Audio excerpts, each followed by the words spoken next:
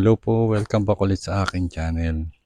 Ngayon po i-share ko sa inyo ang aking EDC o everyday carry kapag ka po nagbabike. Yung mga essential na maaaring magamit kapag ka may aberya. Ito po ang aking lagayan. Ano po to, yung pinaganohan ng kapote, puncho. Ayun po. Dito ko po nilalagay para kung ililipat ko ng bag, isang bitbita na lang siya, kaya nakalagay sa ganito. Ito po ang mga laman nito. Ito po ang una. Ano po ito? Bali po, kapoting plastic lang to, magaan, tas mga tali na baka magamit.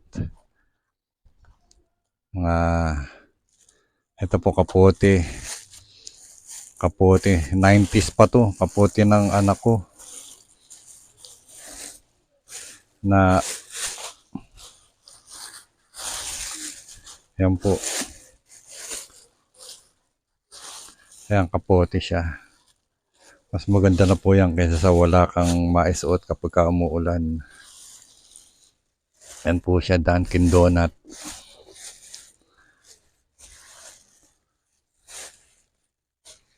Yan, puro tagpina. Scotch tape kapag ka nabubutas.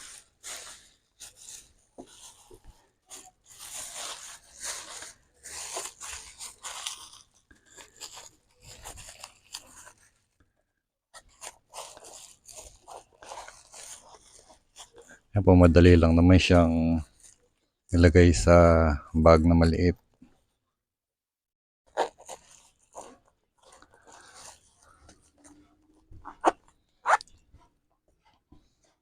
Ito naman po, lagayan ng ilaw. Yan po, ito yung mga tinda ko nung araw na ilaw na inabot na ng pandemic. Yan po, hindi na nabili. Ayan, ginagamit ko po. Marami siya kasi po minsan may nadidiskarga. Kaya, ayan po ang ginawa ko. Bawa, na-diskarga tong isa, at least meron pa akong magagamit na isa pa. Sa pula po ay dalawa rin. Dalawang pula. Tapos po, ito po, medyo magandang klase. Ito, wala akong problema rito sa ano na to, sa ilaw na to. Medyo magandang klase na siya. Ayan po, ang aking ilaw. Para po kahit gabihin, hindi ka mag-aalangan na wala kang dalang ilaw. Ito naman po mga tools. Ito po ay missing link. Ayan po, may missing link tayo. 10 saka 8 na na liabe. Ito po, ano to, chain cutter. Pinag-iwahiwalay ko para hindi malaki size space. Ayan po siya.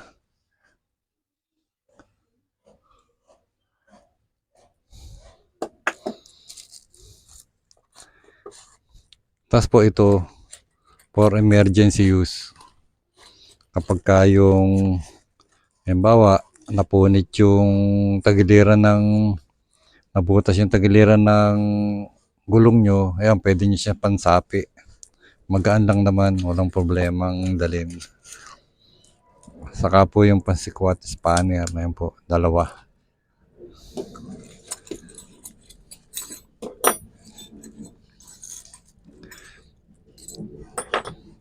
Ayan po, Allen wrench. Tatlong magkakasunod.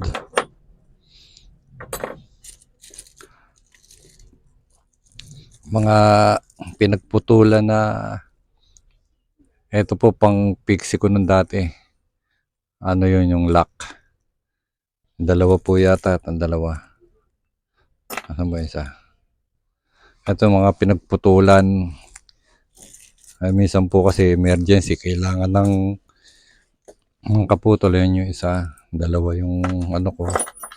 Mga pampatch. Ayan po. Ayan, screwdriver. Zip tie. Ayan po, kung mga pinagputulan ng chain nandito. Ayan. Ayan po ang laman niya. Kasi po pang emergency talaga.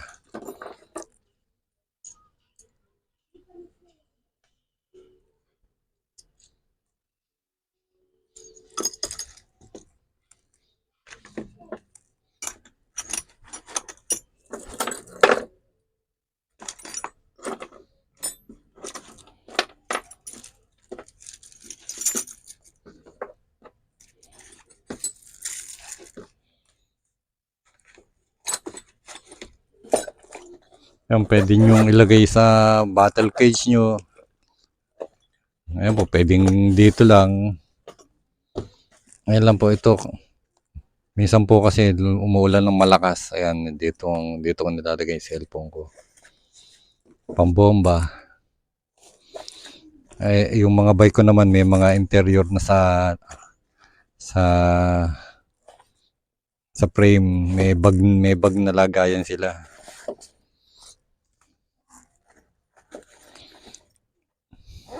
Ayan po. Papakita ko sa inyo yung mga bag na ginagamit ko.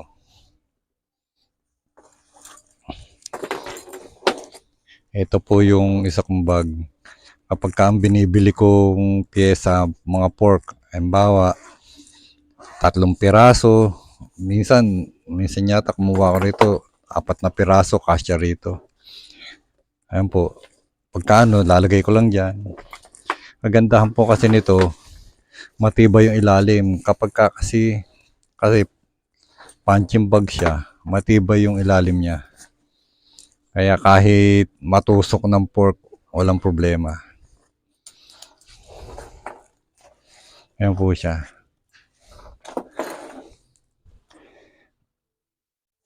Tapos po ito, dito po yung kapag ka mga frame dito ko tinatali. Ayan. Kaya ganyan na itsura niya, talagang persado siya sa frame. Kapag ka frame o kaya wheel set, dito ko sinasabit. Yan po.